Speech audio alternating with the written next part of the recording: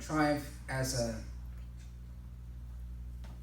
church in its inception was really about transforming the culture and about making, real impacts on the important things that make up community, which would be education of children, which would be housing, which would be how money works, and economic issues. And and those are essentially the same concerns of inner peace arts. And what is necessary to make that happen. And part of what is necessary to make that happen, I think, are skills. And one of those skills is being able to respond to what's true. And that seems to be a fundamental skill. One of the things that, we don't talk about much is what is true. How do you know it's true? And when you look at the branch of philosophy that involves this is called epistemology. So Benjamin, what can you tell me about epistemology? It's remember that saying that What's the saying? there is no non-circular justification for any metaphysical or epistemological point of view. Right, so there's no non-circular justification for any metaphysical or epistemological point of view. Wow. I think I know. So do you know what that means? Yeah, Naomi. Going in a circle? Yes, it talks about going in a circle. That's right. Is it like an argument that goes in a circle, like this, like once the argument is so-called over, it's back where it began or something? Yes, essentially. And what that basically is pointing to is philosophers have basically come to a conclusion amongst themselves that that there's no non-circular justification, meaning if I justify something, if I'm using language, I eventually come back to the place where I started. And it's called foundationalism, right? And so, one example of foundationalism would be it's true because God said, right? But then when you look at it, you have to, no matter how you come back, it comes back to this notion of God said, and you can't get beyond that. So that means we have to have a different way of going about trying to determine truths. And that's an exploration that we can explore, and that helps us to make decisions. Like people will say, for example, a physicist would say there's more space in this podium than there is actual real material. Yes, Naomi. This is a podium. Okay? Where you put stuff in. Okay? And that's nice and good, but we all know that there are properties to this podium that are real at scale. And so starting the conversation that way helps us to develop a system of truth. My whole point is that, hello?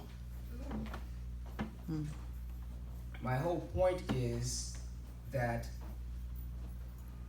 the discussion of what is true and how we come to those truths is important, because that's going to determine, what we do and how impactful it can actually be.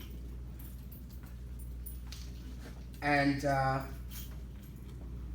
so, for example, one of the notions is that, let's talk about power, for example. right?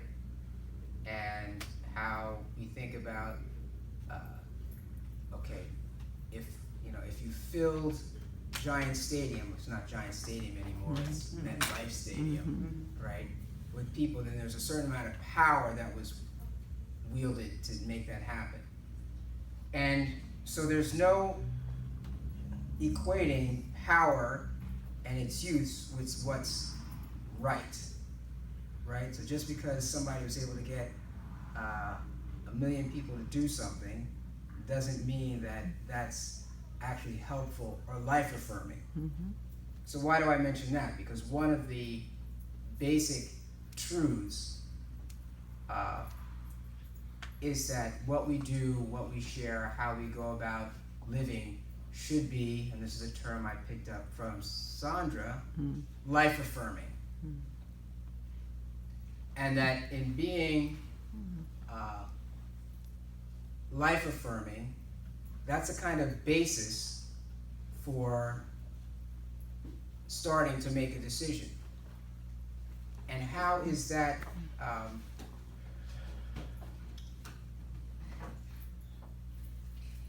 made clear and evident in what we do and how we make our decisions, right? How is the economic system in which we participate in life-affirming, right? How are the educational practices life-affirming? How are the parenting practices we use life-affirming? Anyone that has kids knows that it's not easy, that they can be challenging, but at the same time,